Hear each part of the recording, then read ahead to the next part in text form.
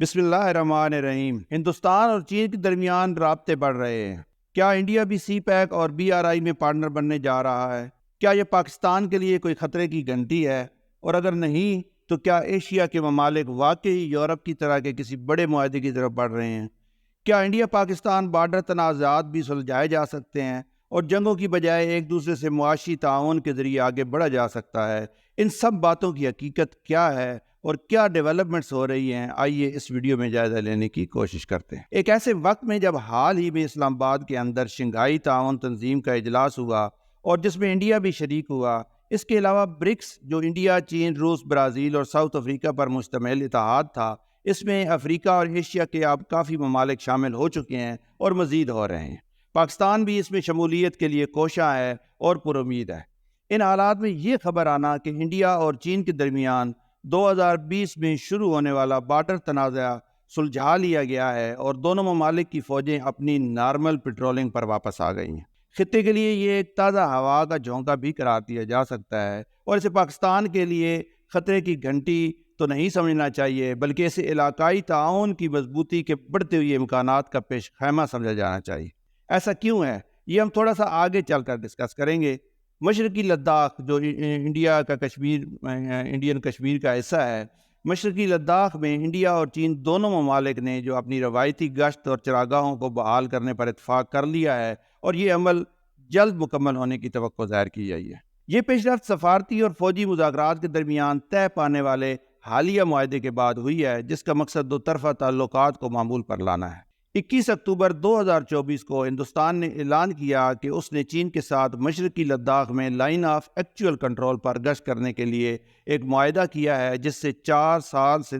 زیادہ طویل فوجی تعطل کا خاتمہ ہوا ہے۔ لائن آف ایکچوئل کنٹرول چین اور انڈیا کے درمیان اسی طرح کا ایک عارضی بارڈر ہے جیسا کہ کشمیر میں پاکستان اور انڈیا کے درمیان ہے اور جسے لائن آف کنٹرول کہا جاتا ہے۔ سکم، اروناچل پردیش اور لداخ کا ایریا چین اور انڈیا کے درمیان متنازع ہے اور یہاں کوئی انٹرنیشنل بارڈر نہیں ہے۔ ہندوستان اور چین کے درمیان سرحدی تعطل 2020 میں مشرقی لداخ میں شروع ہوا تھا۔ یہ واقعہ دونوں ممالک کے درمیان طویل ٹینشن کا باعث بنا، جس سے ان کے تعلقات میں نمایاں طور پر ایک تناؤ آ گیا۔ انڈیا اور چین کے درمیان سیاسی تعلقات کچھ زیادہ مثالی نہیں رہے، لیکن بہت سارے عالمی معاملات میں دونوں ممالک کی سوچ میں کچھ ہم آہنگی ضرور پائی جاتی ہے، اور اسی وجہ سے شنگھائی تعاون تنظیم ہو یا برکس، دونوں ممالک ان اتحادوں کا حصہ ہیں جو مغرب کے تسلط کو کمزور کرنے کے لیے بنائے گئے ہیں۔ یوں بھی کہا جا سکتا ہے کہ یہ سیاسی حریف کاروباری حلیف بننے کے لیے ایک دوسرے سے تعاون کے بارے میں سوچتے رہتے ہیں۔ گو کہ انڈیا اور چین کے درمیان کاروباری معاملات بھی اتار چڑھاؤ کا شکار رہے ہیں، لیکن 2016 سے لے کر 2023 تک بھارت اور چین کی باہمی تجارت میں تقریباً 66% اضافہ ہوا، جو کہ اوسطاً 9.5% سالانہ بنتا ہے۔ 2023 میں انڈیا کی چین کے ساتھ مجموعی تجارت 116 ارب امریکی ڈالر تک پہنچ گئی، جو مسلسل تیسری بار 100 ارب امریکی ڈالر کے ٹارگٹ کو عبور کر چکی ہے۔ پچھلے کچھ سالوں میں چین کو ہندوستان کی جو برآمدات ہیں بڑی ان میں لوہا، نامیاتی کیمیکل، پیٹرولیم ایندھن، اعلیٰ کوالٹی کا تانبا یعنی کاپر، مچھلی اور سمندری غذا، سبزیوں کا تیل اور چکنائی، کالی مرچ، گرینائٹ اور عمارتی پتھر وغیرہ شامل تھے، جبکہ 2020-21 میں چاول، گندم، اناج، پروسیسڈ فوڈ، پھل اور سبزیوں کی برآمدات میں بھی تیزی سے اضافہ ہوا۔ اگر تھوڑا سا ماضی میں جائیں تو جب 2014 میں چینی صدر کا مجوزہ دورہ پاکستان اسلام آباد میں دھرنوں کی وجہ سے ملتوی ہوا تو چینی صدر نے انڈیا کا دورہ کیا تھا اور وہاں تقریباً 70 ارب ڈالرز کے معاہدوں کا اعلان کیا تھا، لیکن جب پاکستان میں حالات معمول پر آئے تو اور سی پیک شروع ہو گیا تو اس کے بعد انڈیا چین معاملات پس منظر میں چلے گئے اور پھر انڈیا یا چین کی طرف سے اس پر کوئی خاص پیش رفت دیکھنے میں نہیں آئی۔ پاکستان کی اسٹریٹجک پوزیشن اور دیرینہ تعلقات کی وجہ سے چین پاکستان کو دیگر ممالک پر فوقیت دیتا ہے، لیکن اگر پاکستان کے اندرونی معاملات درست نہ ہوں اور سیاسی عدم استحکام ختم نہ ہو تو ظاہر ہے چین یا کوئی بھی دوسرا ملک پاکستان کے انتظار میں کب تک بیٹھا رہے گا۔ 18 کے بعد سی پیک پر کام کی رفتار سست پڑ جانے کی وجہ سے چین اور پاکستان کے تعلقات سردموری کسی کیفیت میں رہے اور چین نے ایران کی طرف دیکھنا شروع کیا اور ایران کے ساتھ کافی معاہدہ وغیرہ بھی کیے، بلکہ ایران کے دورے کے دوران چین کے اعلیٰ حکام کی طرف سے ایران کی تعریف کرتے ہوئے یہ کہا گیا کہ ایران ایک خود مختار ملک ہے اور یہ دوسروں کے کہنے پر اپنے کنٹریکٹس ختم نہیں کرتا۔ یہ دراصل پاکستان کی بدلتی پالیسیوں پر ایک طرح سے طنز تھا۔ موجودہ صورتحال کو دیکھا جائے تو چین نے ایک بار پھر اپنے خزانوں کے منہ پاکستان کے لیے کھول دیے ہیں، اور حال ہی میں چین کی ایک انڈسٹریل ایسوسی ایشن نے پاکستان میں $30 ارب انویسٹ کرنے کا اعلان کیا ہے، جو اکنامک زونز اور گوادر فری زون میں کی جائے گی۔ گوادر انٹرنیشنل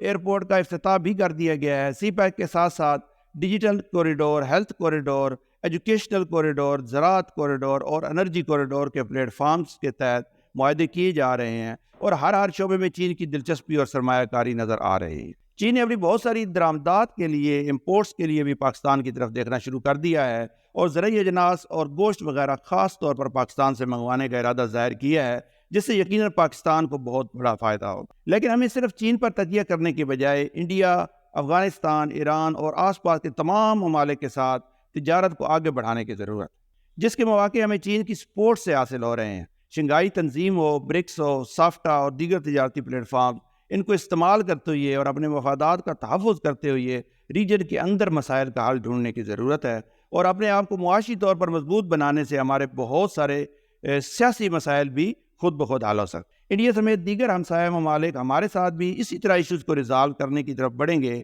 جس طرح چین کے ساتھ ایشو کو ریزالو کیا گیا ہے۔ یہاں تک بھی خبریں آ رہی ہیں کہ انڈیا نے اپنا کافی سارا علاقہ چین کو دیا ہے۔ یہ سب بیلنس آف پاور کا کھیل ہے۔ ماہرین کا یہ خیال تھا کہ جس طرح 2013 میں سی پیک ایک بہت بڑی اپرچونٹی بن کر سامنے آیا تھا، اگر ریاست پاکستان اس سے بھرپور فائدہ اٹھانے میں کامیاب رہتی تو شاید انڈیا مسئلہ کشمیر کو صرف ایک نقطے پر حل کرنے کے لیے تیار ہو جاتا کہ اسے سی پیک کا حصہ بنایا جائے اور افغانستان سمیت سینٹرل ایشین سٹیٹس تک اس کو رسائی دی جائے، کیونکہ اس میں اس کا بہت زیادہ فائدہ تھا۔ لیکن پاکستان کے اندر کے سیاسی عدم استحکام نے پاکستان کی بارگیننگ پاور کو ناقابل تلافی نقصان پہنچایا ہے۔ بہرحال سیاسی بحث میں پڑے بغیر اس خطے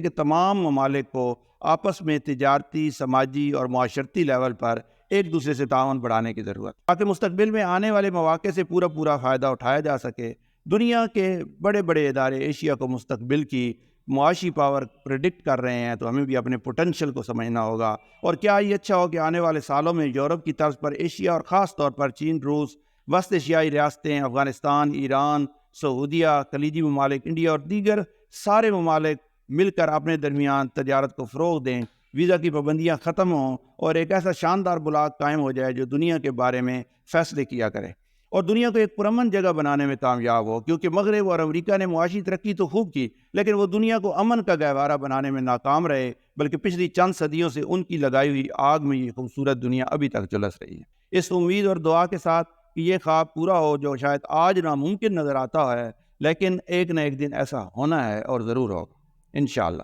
اگر آپ کو ہماری ویڈیوز پسند آ رہی ہیں تو اس طرح کی مزید ویڈیوز دیکھنے کے لیے آپ ہمارا چینل سبسکرائب کر سکتے ہیں۔ اس کے علاوہ شنگھائی تعاون تنظیم اور برکس میں پاکستان کی شمولیت کے حوالے سے ویڈیو دیکھنا چاہیں تو آپ کو اسکرین پر اس کا لنک نظر آ رہا ہوگا، ضرور دیکھیے، اور پسند آئے تو لائک اور شیئر بھی کیجیے تاکہ مزید لوگ بھی اس بارے میں جان سکیں۔ اس کے علاوہ ہمارے چینل پر موجود دیگر ویڈیوز بھی ضرور دیکھیں جن میں سی پیک اور معاشی معاملات کا ذکر ہے، اور ہمیں اپنی آراء سے ضرور آگاہ کیا کریں تاکہ ہم آپ کی خواہشات کے مطابق معلوماتی ویڈیوز بنا سکیں۔ ناظرین، اپنا خیال رکھیے گا۔ اللہ حافظ۔